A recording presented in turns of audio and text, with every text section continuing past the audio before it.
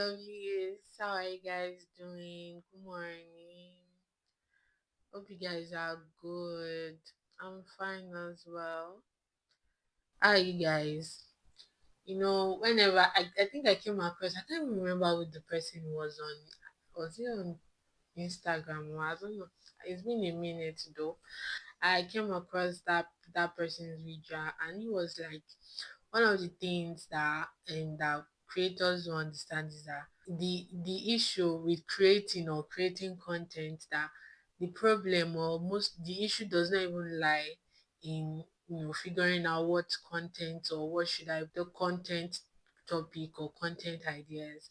That major issue is consistency. My goodness, you guys, I pride myself as a person who doesn't procrastinate. I will not, if there is something that needs to be done for me, I won't be able to sleep, I won't be able to eat, I won't be able to do anything until I see it through. But you guys, you see, this podcast creating is been trying my person. In fact, I am reevaluating my thoughts about it's not even procrastination so much. Yeah, there are one or two things that does keep me busy, but ah, now what I'm deeming or doing now is just to add a timeline by this particular day, either by hook or by crook.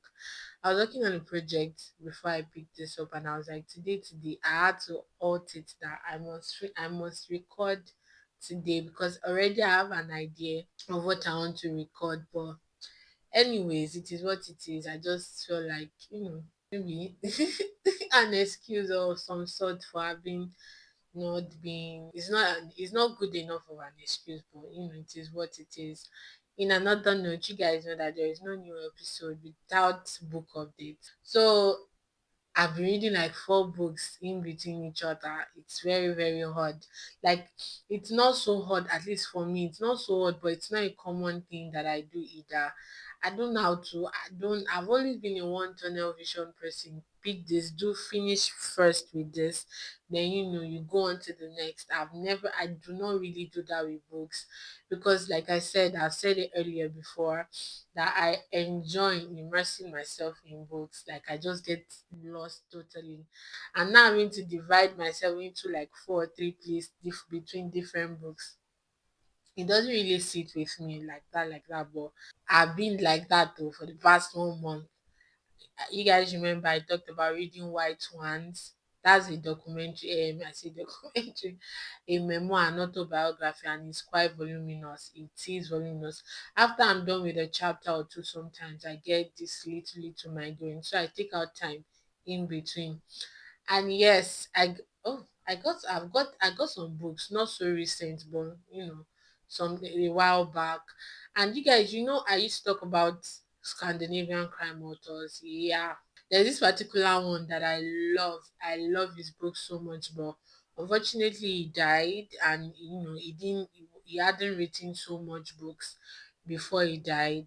And he wrote one of the best, most epic crime novels I've ever read in my history of book reading, since the time I've been reading books.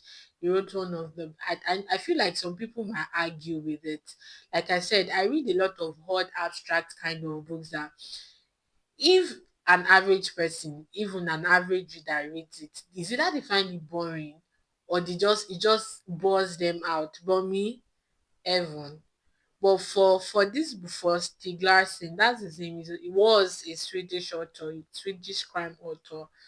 It's not boring. It's not exactly exciting either. But no, my goodness, he wrote one of the best books I've ever read in my life. He's one of the reasons, himself and Jonesbo, why I credit Scandinavian crime authors. They write crime in you guys, let me not go into that. We're just going to waste time. So basically, after he died, he wrote them The Girl with the Dragon Tattoo and two other sequel, and before he died.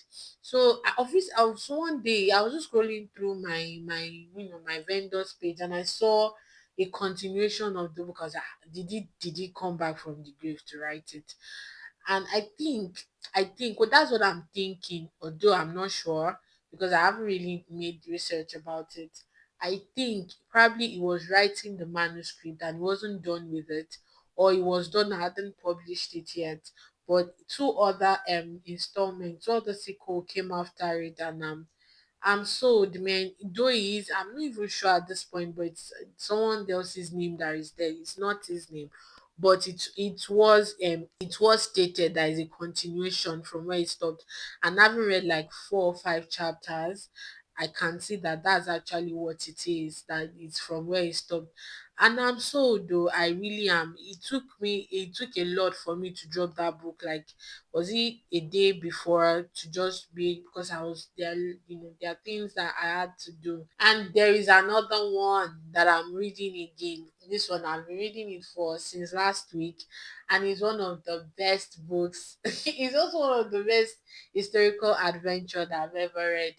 And it's funny that I found it on Wattpad about 10 years ago. This was while I was in my year one, and I followed the author over 9 years while he wrote about 9 or 10. Was it? Is it up to, yeah, 10 installments of that book.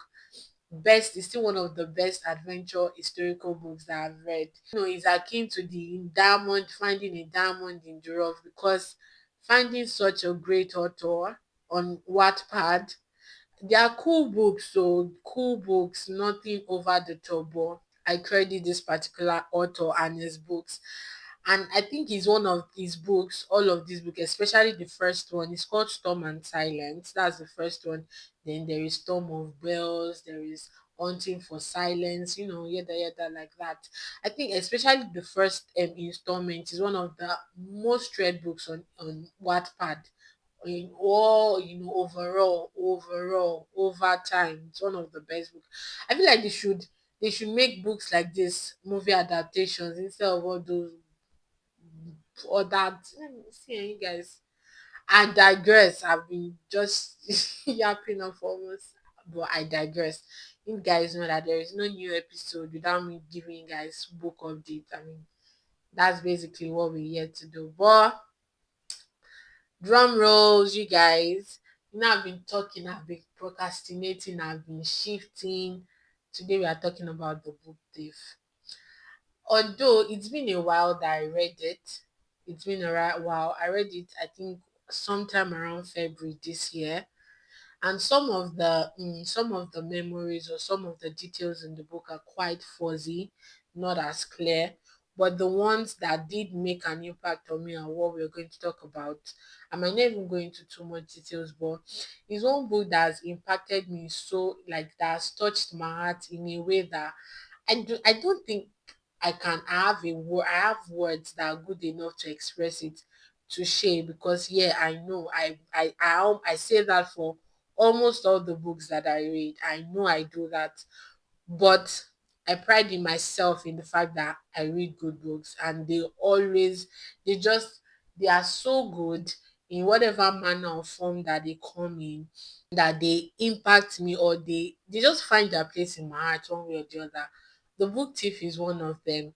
It's our typical historical war fiction, and this time around it is set in Nazi Germany, set in Germany around, I think, 1939 to 1943. That's the time frame that the author set for us. First things first, let's go into the author. Who is our author? Our author is Markus Zusak. I hope I'm pronouncing it well. I'm really, really particular about names, but he's an Australian German. One thing, one ridiculously beautiful, odd thing about all of these historical fictions is that all their authors they never really experienced firsthand. They are mostly second generation immigrants, but most of them, be it Khalid, um this our the lemon tree, as long as the lemon tree grows, author, Mark Zusak, and a host of them. Most of them didn't really experience this war, and all the civil war and all of those things. They didn't really experience it. They are most times second immigrants, and it makes you think or look back and just try to come together that yeah, they didn't experience it. How were they able to, you know, describe them in such vivid terms whereby you can almost, in fact, what am I even saying? You are feeling the feelings of the characters. I feel like that's the beautiful thing about books and writing, because in my mind, I will always imagine that, oh, this person actually lived through this, for them to be able to juxtapose it, to compare it in such a manner. And then I'll go read about the author and I'm seeing the person is a second, a second generation immigrant. They are half this and half that. Like now, Mark is Markus rather is an Australian German. I think his mother is the German and his father is Australian or Hungary. Yeah. Yes, sir. His father is Australian and he was born in I think was in yeah, in Australia, sir.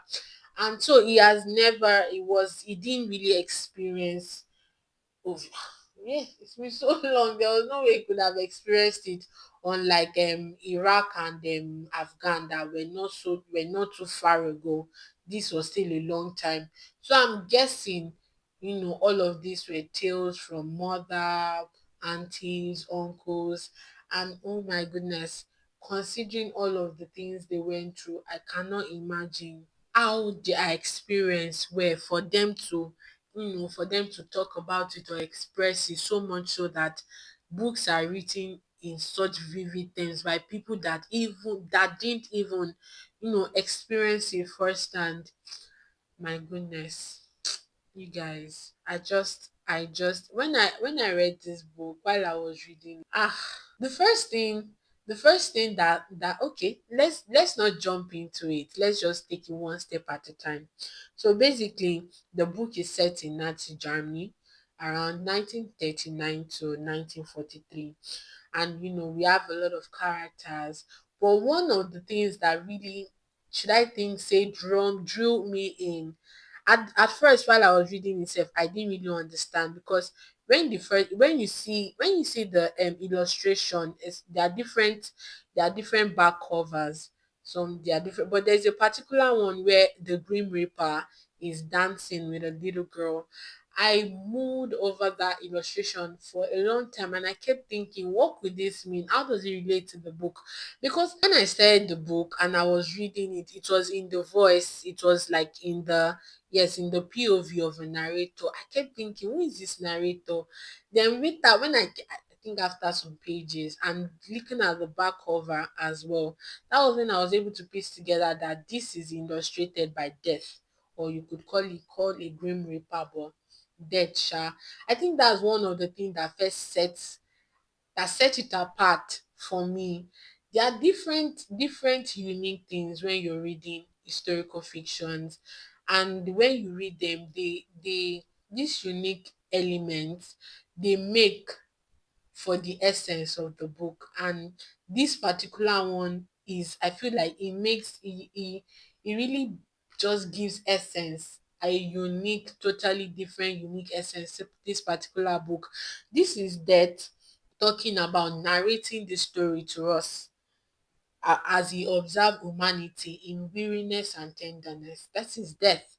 Because then around that time there was a lot of death. It was the war, the Grim Reaper. We know this fiction tale where the Grim Reaper comes to collect souls, take them to the afterlife and all of that. So that's the kind of, I think, picture that I had. I'm thinking I'm inclined to think that the author wanted us to see, the Grim Reaper having collected so many souls, observing humans, both in weariness and tenderness.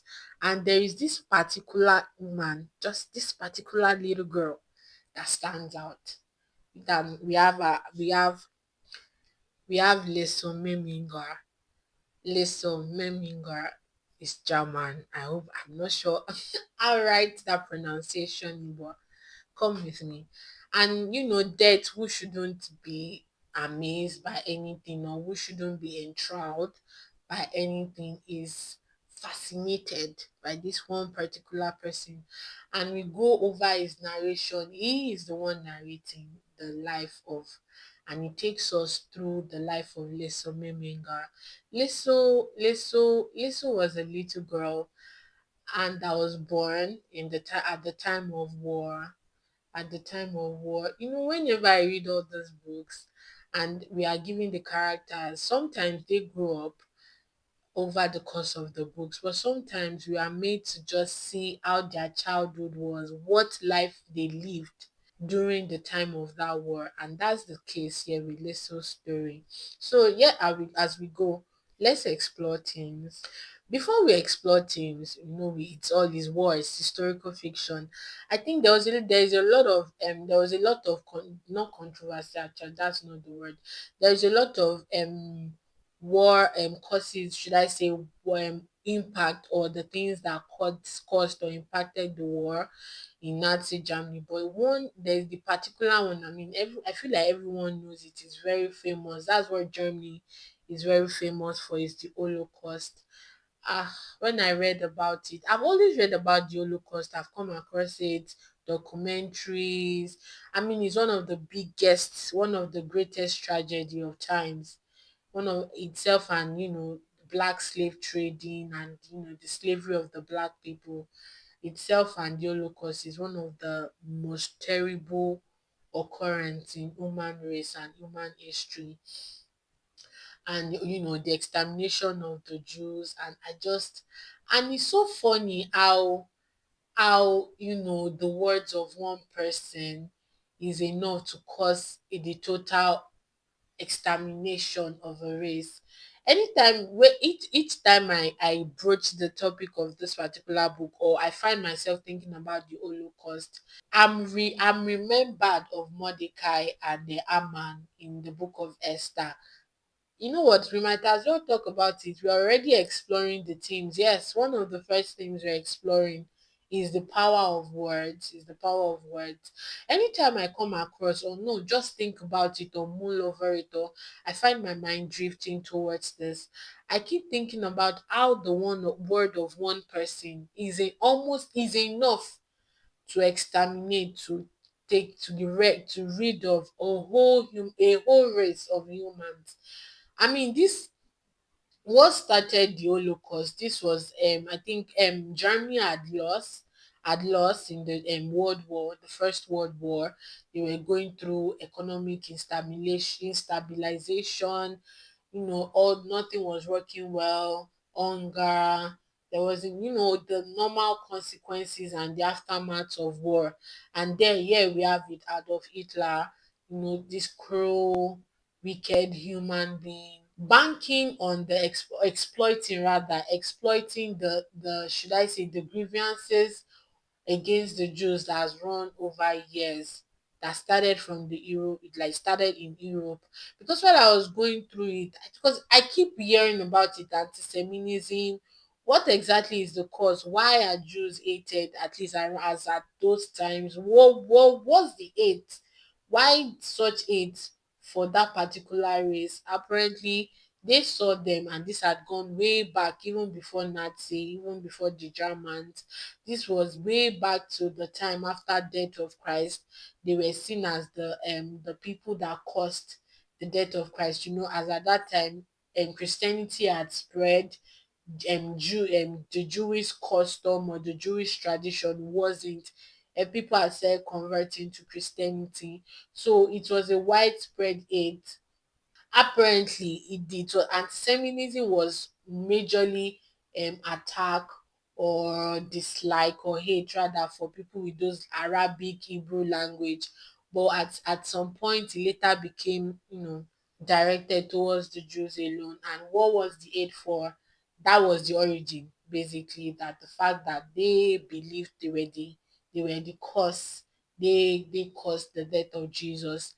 They were propaganded by the, I think, early European Christians, early European yes, converts, and that ran over years, over decades. I don't even say centuries, sef. And Adolf Hitler, he took advantage of this, should I say, propaganda, and built such hate, such huge hate.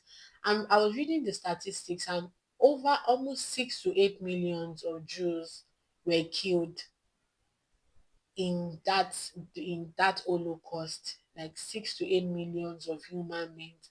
That is almost the population. There are countries in this world that are not that populated, he built such horrible propagandas that they were the reasons why things were not working. They were up, and it seemed like they were prospering. As at that time the Jews were prospering, so there was also hate against communism. I mean, some, like, there was, like, the propaganda I built, and how he, like, you could have, I know you wanted to get back the glory of Germany. Germany had lost so bad, and you wanted Germany to be better. You could go at war and do all the things that you could do, but why such hate? Like, he's not alive. No one can ask. I can't get answers from him. Anything that I hear or see or read now are probably from, words from analysts or people that heard of something, but no one ever really knows what goes on in the heart of man. The Bible says that the heart of man is so desperately wicked, that he repented the Lord that he need man, because there is no justification for that kind of hatred. There is not any justification. And he reminded me, or I just keep thinking, anytime I come across, or anytime it comes to my mind, I keep thinking of going back to, the story of Mordecai, Haman, and Esther in the Bible. How one man, just for nothing's sake, probably because of how good they looked, or maybe how much they were prospering in the land that wasn't theirs. I don't even know. And you vowed, you did all that was within your power, just to, exterminate a whole race. Wow. Like, it just muses me completely. I just cannot for the life of me understand the reasoning or the wickedness behind it. And it just goes to show what the things words and the tongues are capable of. Like, they are capable of so much good. The words are capable of so much good and so much bad, so much destruction. That is the first thing that I was able to pick. It wasn't exactly spoken of, or at least it was the theme rather of the whole book, but we didn't really go into the causes of the war, what was causing the war. We just knew that it's a time of war, it's a time of unrest. It's later, from my own research, I just realized that all of these things is just because of the word of one man. And when you read about the war, when you make research, or even as you read this book, as you read and go forward, I feel like I'm giving historical lessons. But yeah, let's go on. Like, you realize that how the minds of a lot of youths, a lot of those youths that they were recruiting, how we felt like hypnotization, because ha, it's like he should say one, and they had no reasoning of their own. They had anything he says, that is what it was. And how much words can heal and destroy. I now see the reason why some people believe that, oh, there's knowledge in power, that when you have knowledge, or you have knowledge and you are good with words, that it's so powerful. I get the idea behind that sentence, because that was the basis of the Holocaust. Just one wicked, powerful man's word against an entire race of humanity. It's so saddening, and it hurts so much that something like that could, like, his words were, Hitler's words started the war. He started it, breeded hate, brought the extermination of a race, kill 6 million, over 6 million people died. Over 6 million people died. And but the beautiful thing about this book is that, yeah, we did see the hate, should I say, the negativity of the power of words, and also we saw through Liesel, we saw the beauty and the positivity that words bring. I will always be thankful for books. I will always be grateful for books. How Liesel reading books during war raids, how it brought about comfort to the people, how people started looking forward to it during war rate. You know, when there's, the war rate where there's an alarm blaring, ooh, that is, there's airstrike, everyone should take cover. As at that time, I think almost everyone had basement. So when the alarm blares off or starts hooting, everyone goes to the deepest, the house with the strongest or strongest basement, or the one with the strongest fortress anyways. And listen, why they are all huddled together, why they are all brought together, why they are all come together. Listen will read books, she'll read books to them. And that's what juxtaposition is, because I love the play of, should I say, I don't know, what the play of reality that the author did for us. He made us go through, he made us see what the consequences of words were, by in a negative manner. And as well, he didn't let us stew in that, or he didn't take away our hope for words, or the power of words. And he also gave us something positive that could come out from words as well. I think that's another beautiful, unique thing about the book as well. And another thing that I found, that I loved about, that I found was, that strikes and comes out the most to me, is death and humanity. And I mean, it shouldn't be a surprise. I feel like someone listening to me will be like, that shouldn't be a big deal, considering the fact that we've been talking about a lot of war fictions or late. But this particular one, I think the fact that it was related, or narrated rather, by Death himself, made made Death a unique thing for me. And we see the fragility of humanity, how fragile humanity is. And it makes you just think, when you introspect and when you actually think deep about a lot of things, that there really isn't nothing. Yes, there's a lot of good things, a lot of flashy things to the world, there's a lot of things that you can accomplish in life, but all of that seems inconsequential in the face of death. I feel like the only people, or the set of people that can mostly relate or understand what I'm saying, are people who have death has, flashed, even if it's just for a millisecond.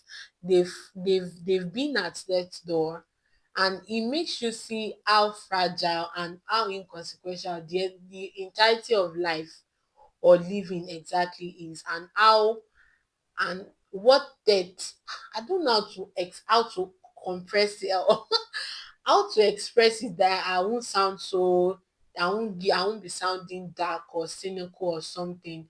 But I just love how fragile that me, because a lot of times we've lived so long, or we've gone through so much, or we are so lost in the hustle and bustle culture, that we don't realize how little, how fragile, and how inconsequential, in fact, in total life really is. And just how much it could all be over in the split of a second, milliseconds itself is gone, all gone, all that race, all that pursuing, all that running, all that helter skelter, all that bustle, all that hustle. Yes, it's easy to say in words, when there are a lot of bills to pay, there are a lot of things to accomplish. But when you really think about it, you come to understand that life is really, really, life, the living itself, the breath is just really fragile, and it can go off just in the puff of a smoke, and it's just all gone. And also, I love the hope of humanity that was there, in the face of how all the books. I feel like I'm not doing justice to how but you guys should just follow me and just accept me as I am, as it is. Another thing is how humanity, as like I said, just like this author, just like as our author showed us the power of words, both in the negative and the positive light, we also see humanity, both in the negative and the positive light. You see how fragile humanity can be, and also the power of humanity in the face of darkness, where there's sin, where it is actually understandable if you have no hope, where being hopeless, where being hopeless is actually if the right response or the right feeling or emotions to feel in such situation, in some particular situations. But the show of love, courage, comrade, and just strength in that particular times, in those dark times. Because yes, even though it's fiction, we have people who live through all of this. The reason why we are able to learn about these things, that we are able to have as much or as little information as we believe we do, is because there were people who survived through it. There were people who lived through it, who were able to escape, who were able to find a way out of that that situations. And there were also people who, though they didn't escape, their should I say their accounting of the situation, like Anne Frank, that book is the one I have to buy. Diary of a Young Girl. And Frank, she documented her life, her day-to-day life, the things that went on while they were in hiding. For those that were able to survive, they were in hiding before she was caught and she was killed. And so the reason why we are able to know as much as we know, at least even an inkling, because I feel like no matter how much we know, it's still nothing compared to what really happened as at that time, or what really went down. So the reason why we know as much as we know, the reason why we have as much as a idea of it as we do, is still because of humanity. Because it takes hope for you to want to go on. I'm not even going through war. I'm not going through war, just basic life issues. And there are days where I'm just like, you know what, I'm not even doing again. Like I'm just I'm just tired. I don't want to go on. Yeah, later I find strength, God helps me, I go back to God and all of that. But for one to stay hopeful in the midst of that turmoil, hopeful enough to be able to survive it. Do you know what it would have meant, what they would have gone through to be able to find their way out of that kind of situation? Remember when we talked about as long as the lemon tree goes, the turbulence over the waters from, that where they'll go through the Mediterranean Sea in a boat that shouldn't even be used for fishing, talk less of crossing a sea as big as the Mediterranean Sea. It takes courage, it takes strength, it takes vigor, it takes a whole lot of faith and hope to want in life, in humanity self, in itself, to want to go through it, whether you now survive or not. But to have that kind of thing, so it just, and again, just juxtapose it with death and humanity, just like we saw the power of words with negativity, in the negative light and in the positive light. And I just loved how something as little, you would look at the book and you'd be like, it's a book. How something as little as books, it isn't little to me, but when you look at it from a bigger picture, I mean, it's books. You wouldn't expect that that would be something that would symbolize hope. Books, words, I mean, words caused the hate. Words, if hate caused the war and the hate in the first place. So now using that same words as a beacon of hope, as something that brings light, as the thing that guides in a path of courage and hopefulness and faith. It blows my mind. I hope I'm explaining it, or I'm giving enough should I say enough justification to that it makes enough sense, because it just blows my mind, and it made it to make so much sense, and it made me appreciate. And even I started bridling my tongue and being very, very careful of my words better, ever since I read that book, that there are a lot of things that could come or go wrong. Even the Bible warns us of it. It says the power of life and death, it lies in the tongue, in the things that you say. And it just goes to show you the things that we find inconsequential, the things that we find little, they don't really matter. How huge or how life changing, be it in a good or bad way, that they can be. Then we see loss. Loss is another thing that I mean, it's normal. It's a staple when we're talking about historical fiction. But one thing, one I feel like I'm giving the lesson. But you guys, let's go together. Let's just go on with it. Like one thing that strikes me or that hurts me was the fact that surviving loss at such a young age.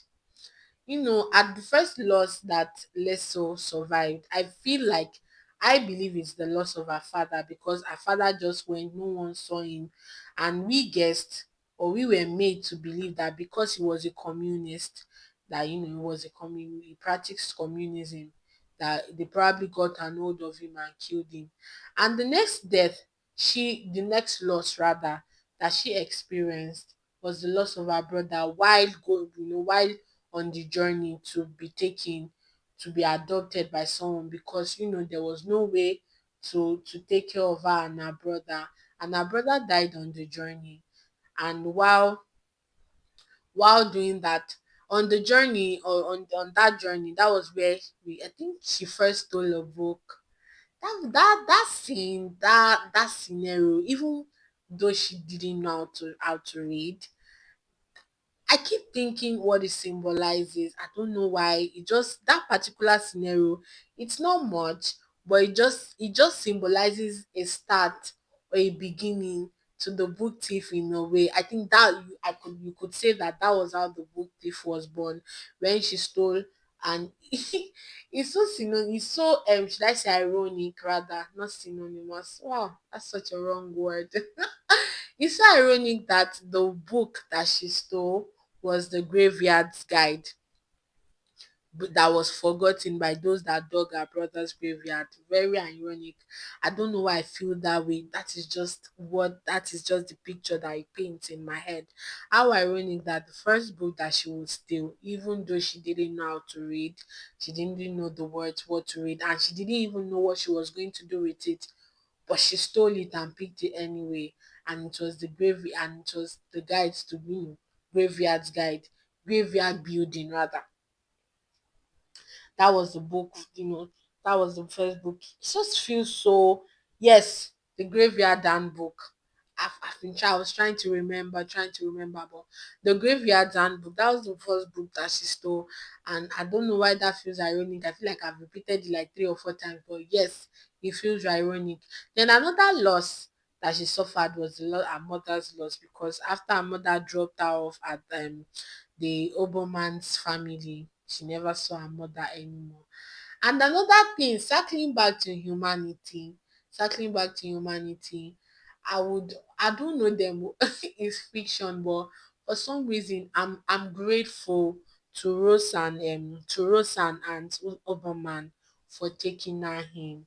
And being, although Rosa was quite like, she's all this kind of mother that had a tough exterior, that on sighting her, on living with her, unless you really look at her deeply or you see her actions, she will come off as a really wicked or mean person. And she did her role, she played her role, she was a good person. She was a good person deep down inside. She's all this kind of stoic, disciplined person. But my favorite, outside from this, has to be and Oberman. It's the kind of man that you would pray for to be it's the kind of man you would pray for as a father, as a friend, as a husband, as a brother. He was kind, he was good, even so much so that his kindness ended up being ended up being a something that got him drafted to war, because he extended bread to the Jews, one of the Jews that were being paraded on the street. That was how kind he was. Imagine where people are being paraded and no one wants to see them. Everybody is running against away from them, not because they are mean or they particularly even hate the Jews, but they know that any little sign of mercy or compassion shown towards them signifies treason. So even if they did feel compassion, they were beaten, they were handled and argued like they were not human beings. But people couldn't really do anything, because if you show the smallest sign of compassion, if you look at them with pity, you're a traitor. That is treason immediately. And that act of Hans Oberman, where he gave a bread, a small slice, so it's stale bread though, spoilt bread though, it's not even fresh, to one of the Jews that were paraded and beaten on the road, got him drafted and ostracized from the whole community itself. It just makes you think what kind of man that is. And it is one of and this is what makes me die on this particular hill, that kind people, people who are kind, are the best people on this earth, irrespective of the situation. People who are just kind, not kind just because, oh, they know you, kind because, oh, they love you, kind to you, oh, just because they for some reason you are close to them. But people who are kind, just generally, they are the best set of human beings in this world. And I feel like everyone should aspire, rather, everyone should aspire to possess, or should I say, to cultivate the act of kindness. But yeah, I digress. So yes, another loss that Liesel suffered was the loss of everyone that she loved at the end. She suffered that first it was her father, her brother, her mother, then Hans Oberman, Rosa Oberman. Those were the people she later knew as father and mother. Then her best friend Rudy. And I cannot imagine a child at that age having to go through that kind of loss. I cannot, I cannot phantom. I don't want to try to imagine it. I don't want to try to imagine it. I don't want to try to think about it. It's one thing to suffer loss at a stage, or loss is never even a feeling or emotion that is easy. It's not pleasant, it's not a beautiful feeling. But for a child to go through that kind of loss, ah, man, you guys, ah, I don't know what to say. I feel like just keeping quiet. That kind of thing where you say 1 minute silence. That's what I feel like, because just thinking about it as I'm talking now, I just cannot, for the life of me, imagine. It's just, I don't want to think about it. To suffer that kind of loss at that early stage, at that young age, is unthinkable. It makes you think. It just goes to show you what the consequences and the aftermath of war. That when the people that even started the war, and oftentimes sef, they do not suffer the consequences that this war brings. They do not suffer the consequences. Whatever little profit that comes from that war, they enjoy the most of it, and the bad part of it, they enjoy the littlest one. Even sometimes some of them are granted, they are granted, what's this thing, from by other countries. They are granted, I've forgotten this word where they take refuge from other countries after all the evil and the wickedness they've done. This Iraq president that was talking, no, Iran rather, he got them this thing. What was this word? Yes, the word is asylum. I was just raking my head for it. Like, he got asylum. I don't think he's dead. He got asylum after all the wickedness that he had done. Most of the time, that's the case with all these dictators and these proprietors of war. They don't, the aftermath of the war that they caused, they don't they don't particularly suffer for it. They don't. They have, at most they'll probably kill, they will just seek asylum somewhere else. And even if they are arrested, they are still giving VIP treatment, because they've had such reputation. So it goes to show the people that really suffer in, that really suffer when war goes on.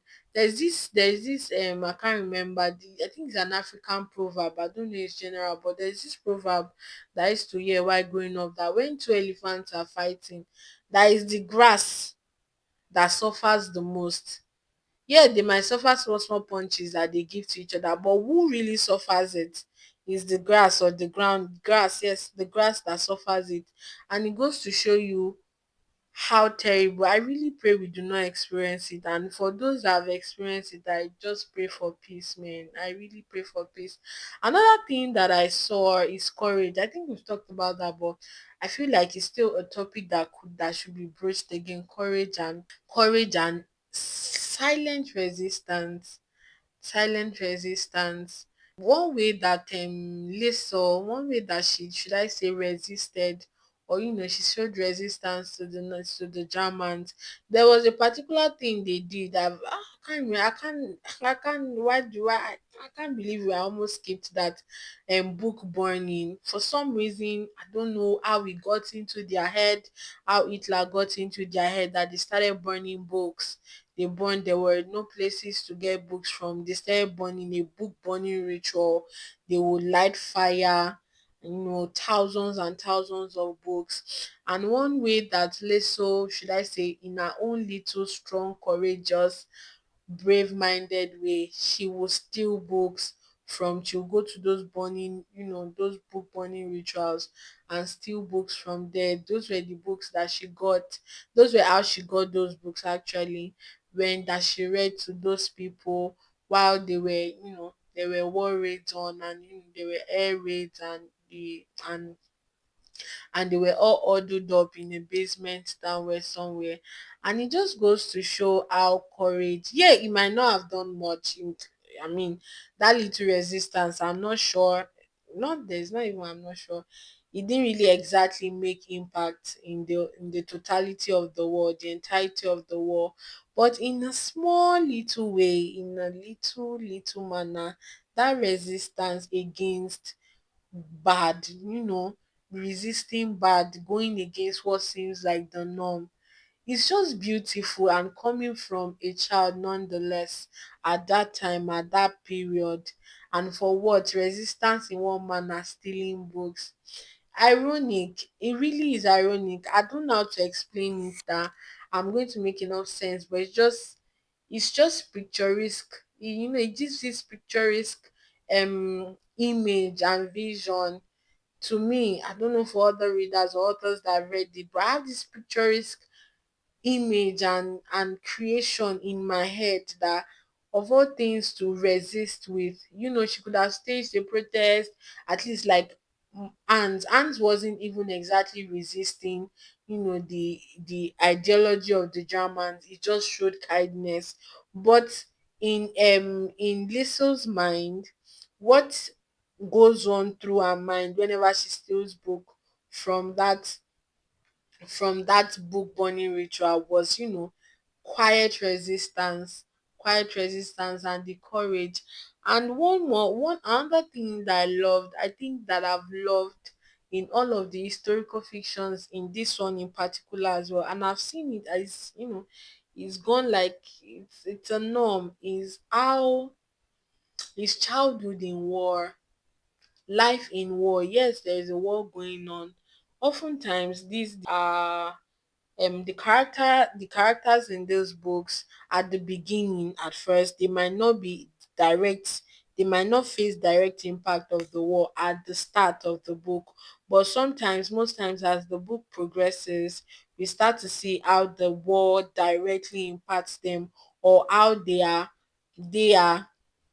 direct recipients of the aftermath or consequences, or just direct recipients of the war, the things that comes with warfare.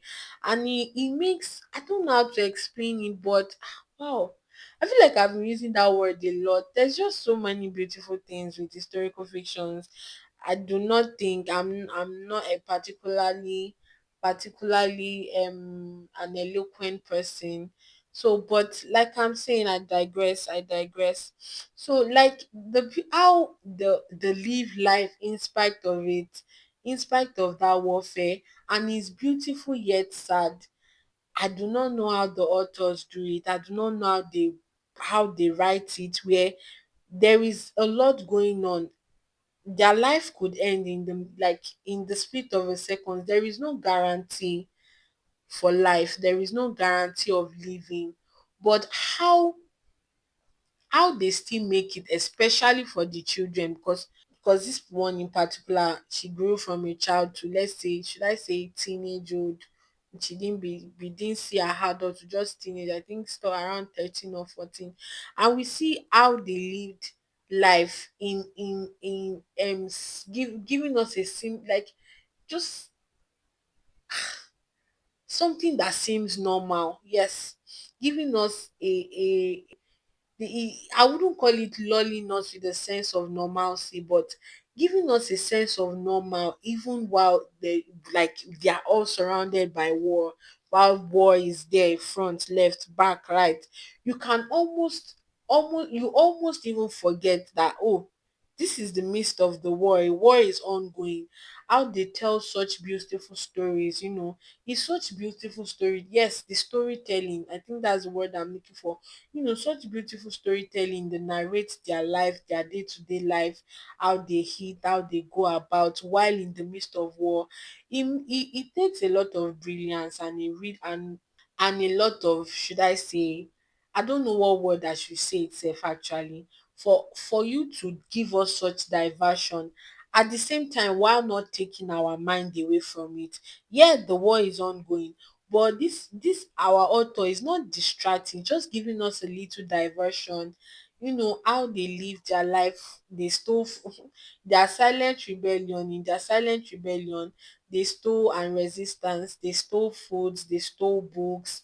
And she even stole books from the mayor's wife's library. The mayor's wife had the library, and she stole books from her. Liesel's mother, that's Rosa Oberman, was a cleaner at the mayor's house, and when at some point Rosa couldn't go anymore. She will send Liesel to go deliver clothes, dry clean clothes. Yes, Rosa was a dry cleaner. That was she was, and she would send Liesel to go deliver clothes. And delivering the clothes, Liesel was able to discover the huge, humongous. Imagine someone who steals books for a living, now finding a big library. That's heaven for any book reader, finding a gigantic library that has rollers and strollers where there are tons and tons and thousands of books, and she would go there and steal it. Although the author didn't explicitly, he didn't explicitly tell us that, oh, that was, but we could tell from the way the story is being set and from the tone of the writing that, oh, this is our way of rebelling and resisting.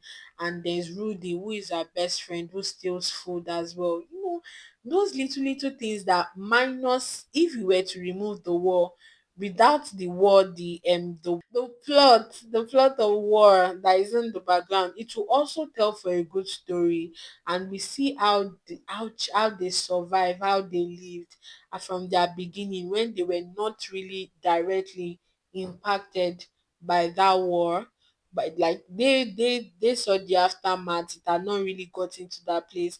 Then slowly and steadily, when it got to their place, and it just gives you a, I wouldn't. It's not beautiful, but it's just bittersweet in a way, sha. Ah, you guys, I feel like I rambled half of this half of this episode.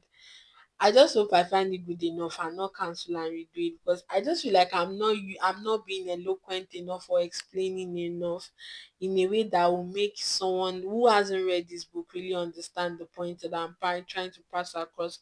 Another thing is kindness. I think I broached it just slightly earlier, but kindness was one thing. Kindness in where your head could roll for you to being kind. That's Aunt Oberman. May we be people like Aunt Oberman. May we be kind people. May we find kind people. May we get married kind people. May we be friends with kind people. May we work with kind people. Your life is better, things work out better. In fact, the I feel like the entirety of your being, of your living, is better when you have kind people, you are surrounded by kind people. And Superman was there. And why is that? Is the fact that he took in a Jew in the midst of that. And who was the Jew that Ants took in? That was Max Vandenborn.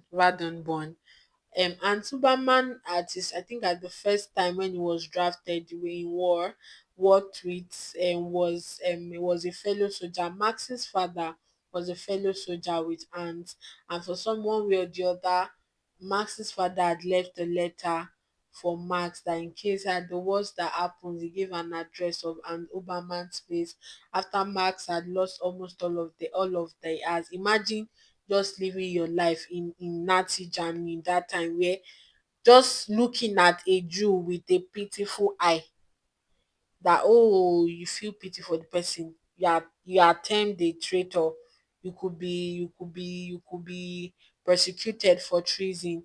Imagine just living your life quietly and just wanting the world to end, and someone knocks at your door from God knows nowhere, knocks at your door that, hi, I'm this, I need your help to keep me, and is a Jew. Already you yourself, you don't have money. There's barely any food, you are barely scraping by, but still yet taking such a person in. That's, and you would think with how Rosa comes off as a mean, wicked, brute woman, you would think she wouldn't accept or be accepting of Max. But she was really accepting, and she accepted, she accommodated him. Another thing that goes to show again that you can be stoic, you can come off as a disciplined person and still be kind. You don't have to be a pushover, or someone who is easily to walk over just to be kind. You can be disciplined, be strict, and be standing on principles and still be a kind person. That is the kind of person Rosa Uberman was. And the friendship between Max and Liesel, I think it almost reminds me of me, not because of the situation, it's just the fact that for some reason I always find myself friends with really older people that can give birth to me, have me as grandchildren. It's just I don't know why, it just comes natural. And that was, but considering the fact, or what the situation of things here, you it's not expected. Come to think of it, you wouldn't exactly expect it, but I just loved that friendship and that bond that they ended up should I say, they ended up creating, and they ended up forging. There's just so much I could go on and on. I love the book Thief a lot. I could go on and on. There are a lot of themes, sub themes that one could explore. I don't want to bore you guys, but you thought you see friends and family, the sense of community, how sometimes you just need community, you need your own people, your own space. And above all, I think what struck the most to me in all of this is the idea, or the realization of how much good and evil humans are capable of. Oh my God, how much wrong and how much evil humans can wrought, and how the effect of these things can be. There are some people that still, that make satire about this German and the Nazi and the Holocaust and the Jews. Some stand-up comedians. I read like one or two. Sometimes I even find them offensive, even though I'm not any of those. But so how much wickedness more humans can wrought that could last ages, centuries, times, race, that transcends over and over. And at the same time, how much good and kindness is so, it's so ironic too. It's like there's two sides of a coin. That's one of the things that I think that this author tried to make us see, that good and evil, you know good and evil, white and black, that kind of thing. I hope that was a good example for it. With words, the power that words carry, the effect, the negative and the positives, and humanity. And we see death who is our narrator of this book, how he kept pointing it out over and over again. Sometimes you even find death being confused, not understanding humans. From all of his narration and even to the end, he was never really on, like, he never really understood humanity or humans as well. I feel like if death cannot understand humans, even humans self do not understand humans. And that's majorly the thing that stood out for me in this book. The essence or the effect, the things that we think that don't matter, how much havoc they could cause.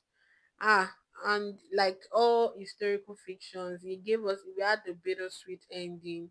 The last trade that we witnessed in the book, where only Liesel, because I think she went downstairs to the basement to read, and the airstrike that struck that killed everybody on the street, on that killed everybody on Email Street. That killed everybody on Email Street. But Liesel was not killed because she was buried under the rumble. She was in the basement. And her loss, I felt such heavy weight. I felt such weight. Everyone that Liesel knew, and Superman,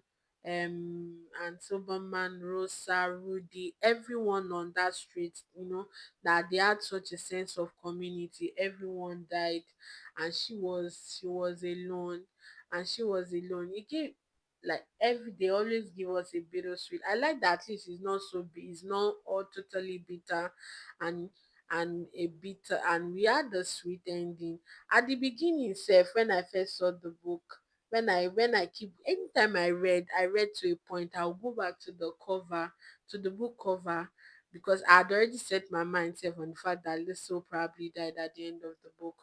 But I loved how the how Marcus gave us a happy ending with her, and how she died at a ripe old age. She died at an old age, having given birth to her own children. And my dad had that one way, for some reason or the other, I'm not even bragging, but I could almost guess that the mayor's wife was the one that would eventually adopt her for some reason. I don't know why. Maybe because of the fact that when she learned about and Liesel stealing her books, and she will not subtly leave the library door open, so breaking in is easier. She's another character.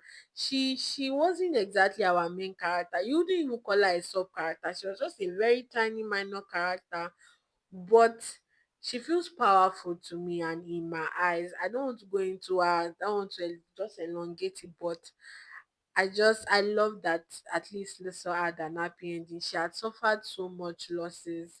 She had suffered so much losses, and the idea of her and death meeting after, I think she was like over 80 years old before she eventually died, and herself and death reconnecting after that, it was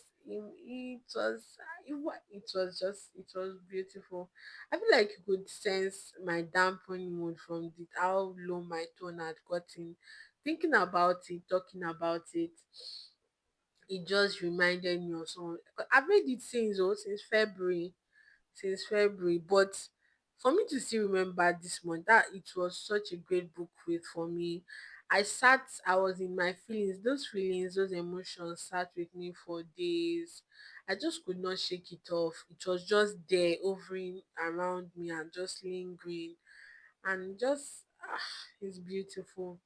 And in closing, one another sentence, like I said earlier, that even death did not understand humans. Like, humans confuse death so much, their humanity and their cruelty, and so much so that death was like, death's final line, it says that I am haunted by humans. I keep thinking about that word over and over. Like, Anytime I read it, even while I was trying to prepare for this, I kept thinking about that final line that Death mentioned, that I am haunted by humans. And in according to that book, or in light of this book, I was like, why? What could that? I mean, you would have seen a lot, but for death to be haunted, I mean, this is death though. The Grim Reaper talking about being haunted by humans, and it just goes to show a lot. It just tells you a lot. It's a beautiful book. It was beautifully written, and man, ah I have no words, man. I feel dampened. I don't know. I just feel just a bit dampened, a little bit, just a little bit. I just feel in my feelings, especially that part when Liesel woke up from under a rubble of rocks, and she just imagine being the only one surviving in a whole street, and just matching, or just picking up, seeing all the people that you loved, everyone that you loved, and just stop picking them one by one, and picking them one by one, being surrounded by a sea of bodies. Ah, my goodness. Ah, my gosh. I can't imagine. I don't even want to imagine. Imagine that, what could have been in her mind, what could have been going through her mind at that moment. The sense of grief and loss.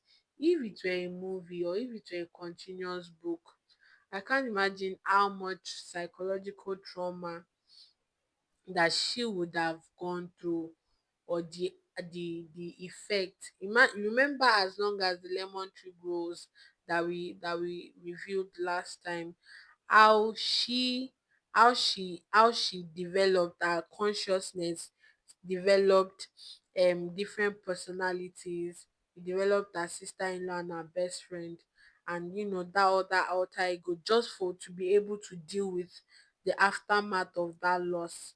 So I just think about it, that I just that's the thing with books. When they give us, there's an ending. When an ending comes, sometimes you just think forward in the future. Was it an happy ending? What could have happened? And I just kept thinking that, as she had grown, since she survived, I can't imagine how much psychological trauma she might have suffered, or how she was able to, navigate and heal through all of those trauma.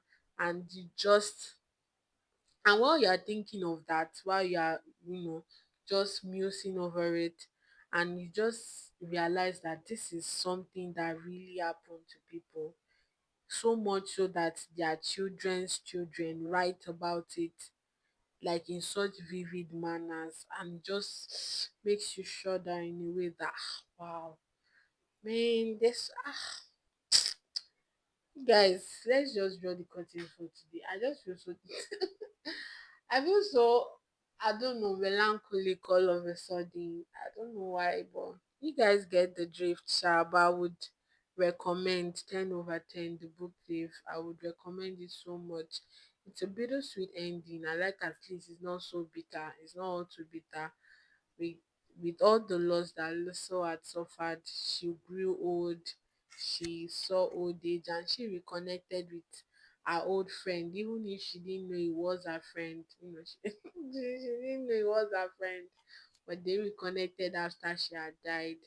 And I think that particular book cover, where she's the small child is dancing with the Green Reaper, is still my favorite book cover for the book Thief. But anyways, you guys, hopefully for now, I don't think I don't have any war fiction right now. Hopefully this, for now, we will stop. Hopefully for now, till a long time after now, we won't be treating sad books. But there's a particular one I want to read, and from what I'm hearing, it's even sadder than this one. And I think it's also set in the Nazi Germany. The Boy in the Striped Pajamas. I've not bought it, but I have it in my mind to buy it. And The Diary of a Young Girl by Anne Frank. I feel like it's going to grip me like all these ones too, but For now, we won't be doing melancholic books for now, because I just feel so dampened and melancholic all of a sudden. But anyways, you guys, I feel like I rambled a lot in this episode. I feel like I might not have been as expressive, but you guys should manage me like that. It's just there are some books that I think they just imbalance you. Let me use that grammar, as incorrect as it might be. They just make you imbalanced, that you will search for words, search and search and search, and no words will be enough to just encompass or just really explain the essence of what you're trying to pass across. You guys just have to read it, at least maybe after listening to my review or before listening to it, so you don't have any spoilers. You will really understand what I'm saying. So, my lovelies, we are drawing the curtain for today. I don't have it in me to go on. I feel so melancholy. So, you guys, thank you so much. This is our, I think, is it ninth or 10th episode? Thank you guys for listening to me ramble for almost an hour. You guys, thank you so much. So, yeah, bye.